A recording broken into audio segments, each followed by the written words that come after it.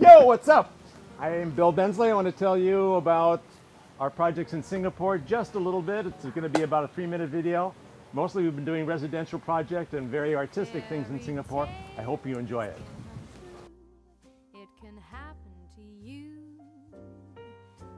In this short video, I want to share with you some of our more recent projects in Singapore and some fond memories that I have of my time living there too. Much of our work lately has been built on the reclaimed land of Sentosa Island. Developers like Hobie made bids for large tracts of this reclaimed land for millions, hired architects like Tan Hock Beng of Maps and ourselves to design very high-end homes and gardens, built gorgeous homes and sold them for more millions. Huge profits were made and prices are still rising. Hobie, as a developer, was quite astute as they wanted to build their 2 residential enclaves, Paradise Island and Coral Island, with a unique sense of place. At Paradise Island, we enlisted my great friend John Underwood to help us bring to fruition an avant-garde sculpture garden, which was built on the tiny bits of leftover land and marketed as a private park of sorts. John Underwood, an uber-creative Australian specializing in the fabrication of anything metal and more, and Bensley have collaborated on dozens of projects around the world for many years. Here, John made an amazing tree of diamonds, a giant necklace cut from thick steel plates to make it look like lace, and a very cool interpretation of Rodin's Thinker.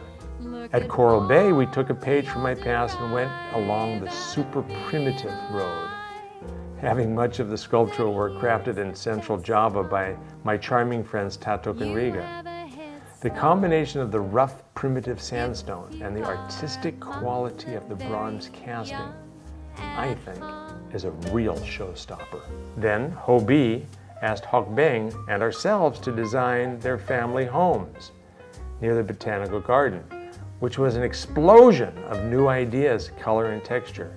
No expense was spared in the crafting of their art-filled gardens. I love the spaces that Hock Beng made and the fine finishes that he used in the interiors. These contrasted so well with our playful gardens. Since 1990, we've been engaged by the Riyadi family of Lippo Bank fame, and we're still working with them until today. The family asked us to design the gardens and to embellish the architecture of their lovely home on Ocean Drive. Also in Sentosa Island, not far from Paradise Island, Shadvi Singh, based in Beverly Hills, designed a simple white box of a house, which turned out to be a perfect simple backdrop for our gardens of contemporary sculpture. Here, again, John Underwood did some of his best work ever. The tree of boulders that is interactive, I think, is a masterpiece. Our current project for the Riyadi family might just turn heads. For some time now, a favorite artist of mine is Keith Haring. I adore his unique style of graphic patterning.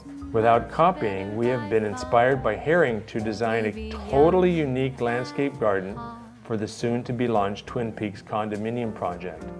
Compared to the condo that I did in Singapore 30 years ago, this garden proves that Singaporeans really are young at heart. And by the way, Singapore was my first home in Asia. In the mid-80s, Singapore was a fine place to live.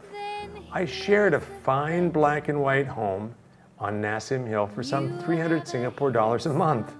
I water skied on the mirror-like jungle lagoons near the Malaysian border on weekends when I was not in Bali, and played sports for at least 2 hours a day with a whole host of local chums. From Singapore, I began my life in Asia.